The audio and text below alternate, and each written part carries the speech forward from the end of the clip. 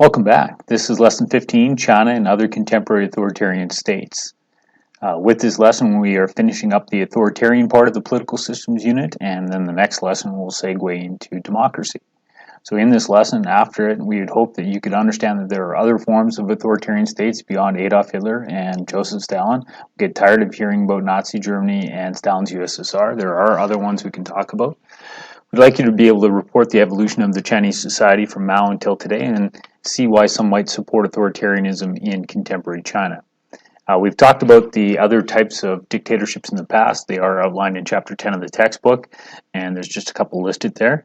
There's a link here with Muammar Gaddafi of Libya, and the article is going to suggest, can dictators under certain circumstances be seen as good for their people?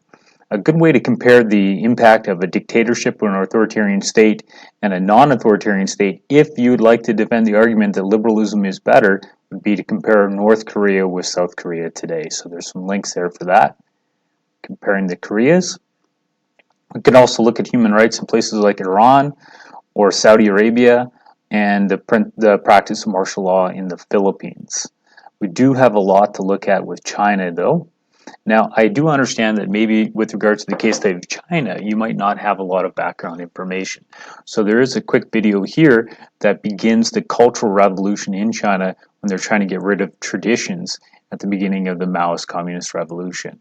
There's some notes here about the achievements under Mao as well for your benefit if you don't have a lot of information about Mao.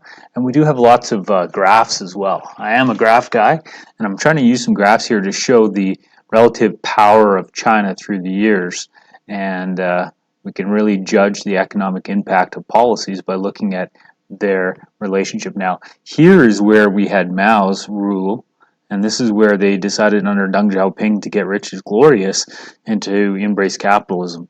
So I'm guessing these numbers show that capitalism is more successful in China. There's an article here about China's Great Leap Forward under Mao. The video is 10 minutes long, sorry, not article, and that would be a good watch to look at as well. If you'd like to look at China and the Global Village a little bit more detailed, there's lots of links here for you for that. Some more charts to show how Deng Xiaoping's policies did create unprecedented economic growth. Lots of good things to look at there for those of you that are into numbers. We also have a link for Tiananmen Square. If your argument is going to be that we don't want to live in an authoritarian state, using Tiananmen Square as an example of an oppressive government might be to your benefit.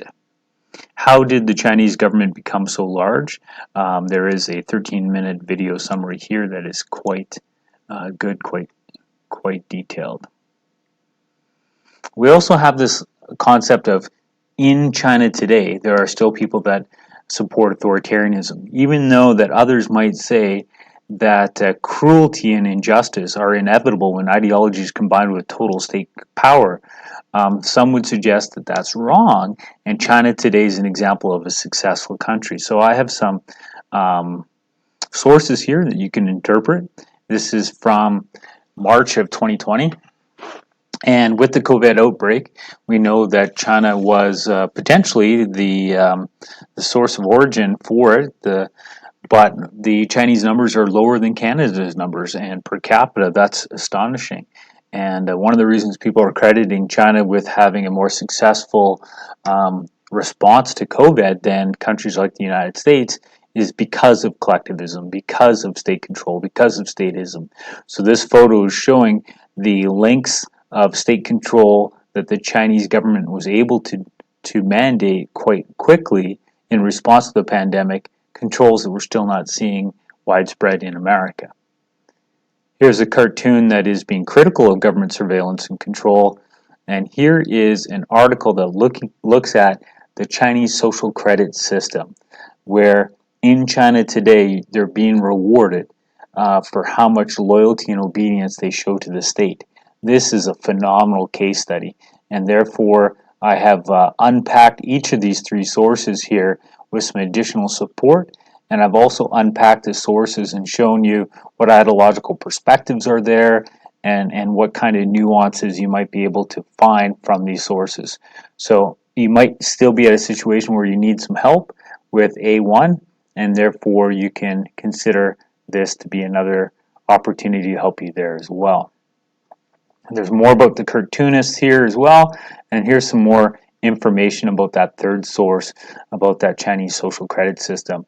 And there's some links to do some research so that you can use that as a case study on your essays. And I've done lots of the research here for you too, and brought up some of the key points. So, China is a case study that people forget to use. I'm not saying don't use Hitler. I'm not saying don't use Stalin. Definitely use Hitler and Stalin. They fit for a reason. They're blue chip case studies. But if you can use Hitler, Stalin, and add in a China or a Libya or a North Korea, it just makes your paper much more sophisticated. Thanks for taking a quick look. Enjoy the articles.